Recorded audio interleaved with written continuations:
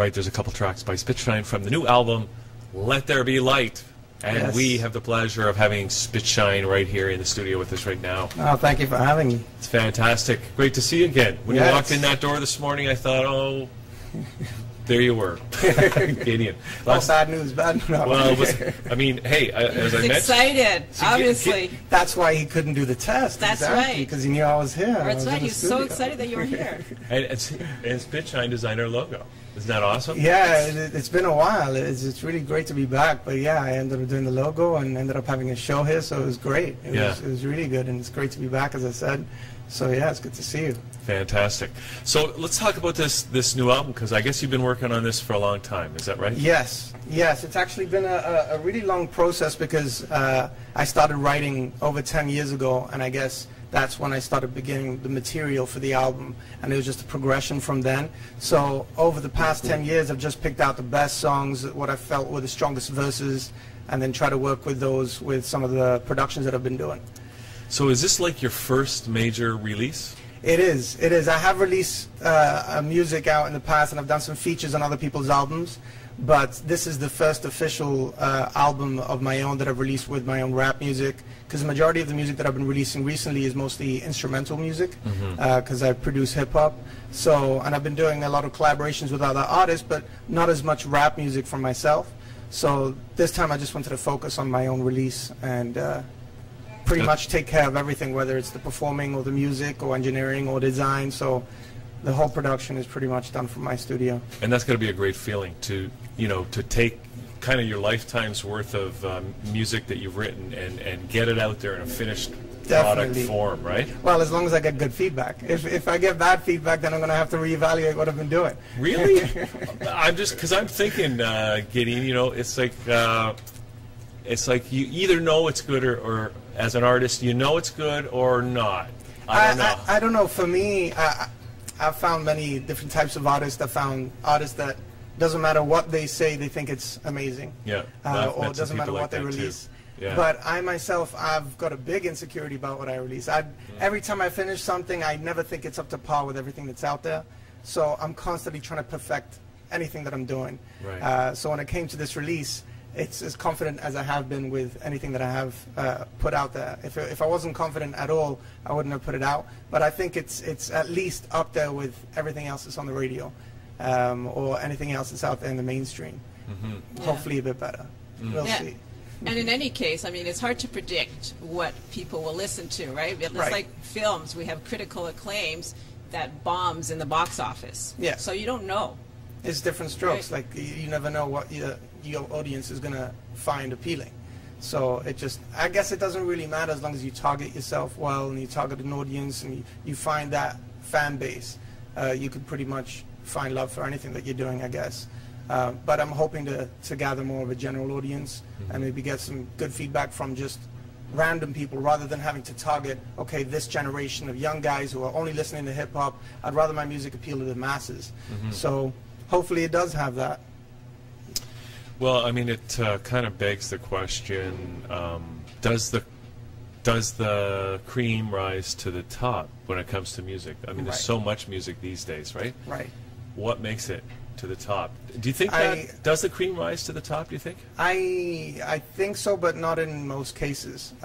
In the industry, at the end of the day, it's music business, and there's tons of talented people, and the majority of them are probably on the street. You know, talent it only takes you so far. If you've got the contacts, if you've got the finances, if you're in the right place at the right time, if you're exposing yourself, networking, if you've got the image, there's so many factors to really getting up there. So unfortunately, there's probably a lot of talent out there that just gets unnoticed. Yeah. So that's why I've just been doing my best trying to promote the album. I've been sending it out to college and campus radio and to reviewers, because it's a massive world out there of artists just trying to get some shine, trying to just get their stuff exposed. So if I can at least get a bit of that, then I'll be happy. Well, have you got any feedback yet, or is it so new that it's? Well, I have been getting some feedback. For the past week, as I said, I've been pushing it out to different radio stations. So I've actually got a couple of emails back from some radio station managers, and they really like the album. They put it in rotation on their websites and on their stations. So it's so far so good. That's great. So what's it going to take to make it make SpitShine a household word like Eminem? You know, as big as Eminem. That's true. I guess I'm going to have to create some controversy. I'm going to have to start insulting some politicians, or maybe start threatening to murder people. I don't know. Whatever works. Is that what it takes? Hey, that's how Eminem got out, I think, because there were a lot of white MCs before then with a lot of skill, but I think it was just the subject matter that captivated everybody. He was just so controversial and just didn't care what he was saying. I think that's what really got his attention, because now he's completely different. I'm surprised that he's got such a big fan base. Now it's all about positivity. Oh, really? It's all about, yeah, he's completely changed his scene now that he's got off the drugs.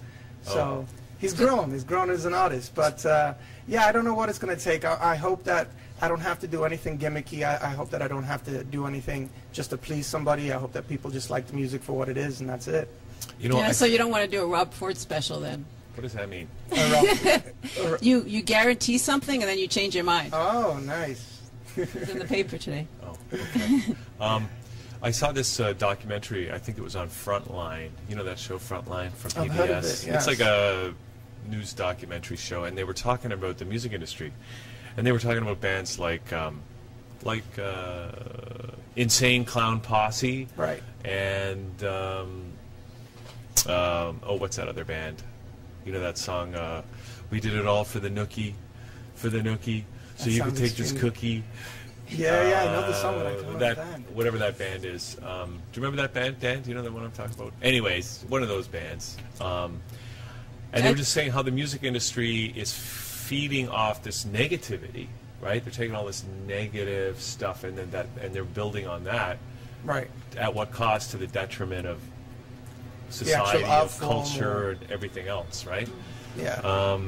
The good thing is that nowadays artists have never been more powerful. Back in the day, it would cost a big amount of money just to create a record, just to be able to get into a studio. And engineering was an actual science. Mm-hmm. Now you could just download a crack program and start playing around with some music on your actual computer keyboard and call yourself a music producer. Well, you can even they even have websites where you can compose music on their website. Yeah, download an application to your iPhone, and there you got a masterpiece. So it's really hard nowadays to get yourself heard, because there's so many people releasing the music, but at the same time, technology has come so advanced that any artist can release their own music by making the music at home, distribution online by just registering online to websites. So they don't really need to get signed to a big record label and have to get taken advantage of to release their music. Right, but they have to think very creatively about the business and what even the business is, because I think everybody's trying to figure it out. Exactly. These days, right? Yeah, I had an idea, because I don't know if you thought of this or whether you've done this before, but since your name is SpitShine, have you ever thought of having you spitting as part of your video? Or shining, or shining. Shining, yeah. Like you have I'll put a light bulb behind me, and then your spit starts shining light. I guess I could, but either way, that metaphorically, that's exactly what's supposed to be happening, because spitting is just another term for rapping.